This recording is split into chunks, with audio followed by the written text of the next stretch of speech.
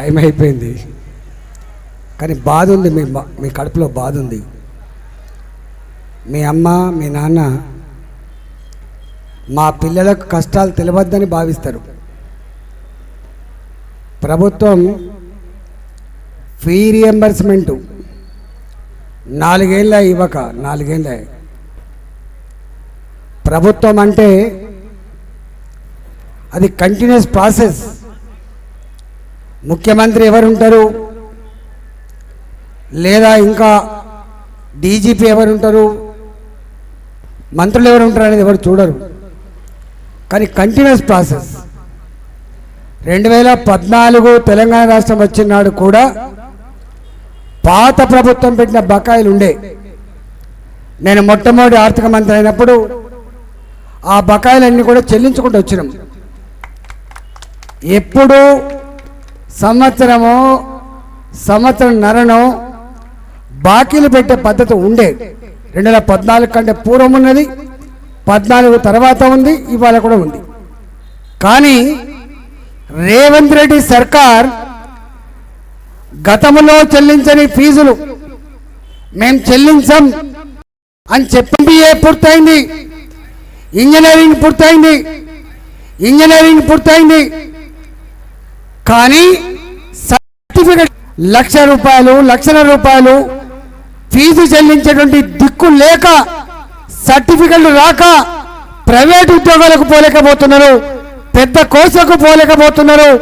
ఎవరైనా గొప్పగా చదువుకునే బిడ్డ ఉంటే బయట కంట్రీస్ కూడా పోయి చదువుకునే పరిస్థితి లేదు. ఈ విషయం నీకు అర్థమైందా రేవంత్ రెడ్డి అని చెప్పి అడుగుతా ఉన్నా.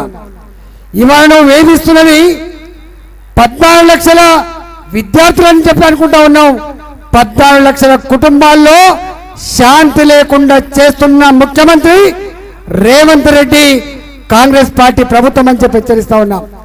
కాంగ్రెస్ పార్టీ మంత్రులారా, మీరు ఎన్ని హామీలు ఇచ్చిందో ఆ హామీల జోలికి నేను పోవట్లేదు. కానీ మీరు కనుక ఫీ రియంబర్స్మెంట్ చెల్లించకపోతే, ఇంతకుముందు జార్జి శ్రీనివాస్ గారు చెప్పినట్టుగా వాళ్ళు ఎగ్జామ్స్ ఫీజు కట్టనిస్తలేరు, ఎగ్జామ్స్ రానిస్తలేరు. ఎగ్జామ్ ఫీజు కట్టకపోతే, ఈ ఫీజు రియంబర్స్మెంట్ రాకపోతే కాలేజీ యాజమాన్యాలు బయట నిలబెడుతున్న పిల్లలకి కొంతమంది ఆ పిల్లలు అవమానాన్ని తట్టుకోలేక ఆత్మహత్య చేసుకునే పరిస్థితి మనం చూస్తూ ఉన్నాం. ఇవాళ ఇది ఇక్కడనే ఆగలేదు. కాలేజీ యాజమాన్యాలు చదువు చెప్పే టీచర్లకి, చదువు చెప్పే లెక్చరర్లకి జీతాలు ఇవ్వకపోతే వాళ్ళు కూడా ఇవాళ మనశ్శాంతితో పనిచేయని పరిస్థితి వచ్చింది.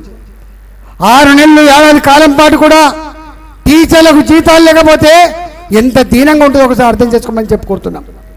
మీరు జీతాలు ఇవ్వకపోతే ఇవాళ వాళ్ళకు ఇల్లు కిరాయి ఉంటుంది, పాల బిల్లు ఉంటుంది, వాళ్ళు కూడా పిల్లలకు ఫీ కట్టాల్సి ఉంటుంది. ఇవాళ ఒక్క మాటలో చెప్పాలంటే ఇవాళ జీతాలు లేకపోతే ఎంత అధోగతి పాలైతే మీకు తెలియాలి. ప్రభుత్వ పరంగా ఉండే ఉద్యోగులు ఒక 10 రోజులు జీతం రాకపోతేనే ఎంత ఇబ్బంది ఉంటుందో చూస్తాం. కానీ అట్లాంటివి ప్రైవేట్లో పనిచేసిన లెక్చరర్లకి, టీచర్లకి 3 నెలలు 4 నెలలు జీతాలు రాకపోతే ఎంత దీనంగా ఉంటుందో అర్థం చేసుకోమని చెప్పి కోరుతున్నా. ఒక్క మాటలో చెప్పాలంటే ఇవాళ ప్రైవేటు కాలేజీలలో పనిచేసే టీచర్లు కావచ్చు, లెక్చరర్లు కావచ్చు, చదువుకునే పిల్లలు కావచ్చు, ఆ కుటుంబాల్లో మనశ్శాంతి లేకుండా చేస్తున్న కాంగ్రెస్ పార్టీ ప్రభుత్వాన్ని నేను హెచ్చరిస్తా ఉన్నా. మీనమేషాలు లెక్క పెట్టకుండా నేను సంవత్సరం అయితే చూస్తా ఉన్నా. కొత్త రోడ్లు మీరు ఏం వేస్తలేరు, కొత్తగా మీరేం ఇల్లు కట్టలే, కొత్తగా రూపాయి ఖర్చు పెట్టలే. వచ్చిన పైసలు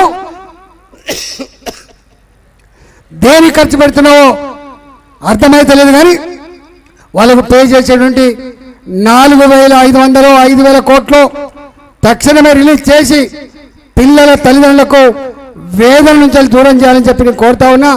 నేను భారతీయ జనతా పార్టీ నాయకుడిగా మా పార్టీ పక్షాన మీకు హామీ ఇస్తున్నా. రేపు మీరు చేసేటువంటి ఉద్యమాలకు పూర్తి సంఘీభావం భారతీయ జనతా పార్టీ అందిస్తుంది.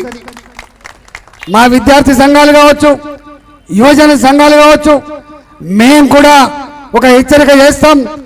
రాబోయే కాలంలో ఈ వేదన నుంచి దూరం చేయడానికి భారతీయ జనతా పార్టీ విద్యార్థుల సమస్యల పరిష్కారానికి ముందు భాగాన్ని ఉంటుందని చెప్పి ఈ ప్రభుత్వాన్ని హెచ్చరిస్తూ మొద్దు నిద్రలో ఉన్న ప్రభుత్వం, గాఢ నిద్రలో ఉన్న ప్రభుత్వం, దుర్మార్గంగా మూర్ఖంగా వ్యవహరిస్తున్న ప్రభుత్వం ఇలా దీక్ష చేస్తే, ధర్నా చేస్తే ఏమైతే అనుకుంటున్నావు నా కొడుక? ఏం కాదు. గతంలో ఇట్లాంటి పని చేసే వాళ్ళకు ఏ గది పట్టిందో నీకు కూడా అదే గది పడుతుందని చెప్పి హెచ్చరిస్తా ఉన్నా. మర్యాదగా విద్యార్థుల జీవితాలతో తిరగడమనే ప్రయత్నం చేయకు. విద్యార్థుల కుటుంబాలను ఇవాళ వేదన గురి చేసే ప్రయత్నం చేయకు. మంచి జరగదు మీకు.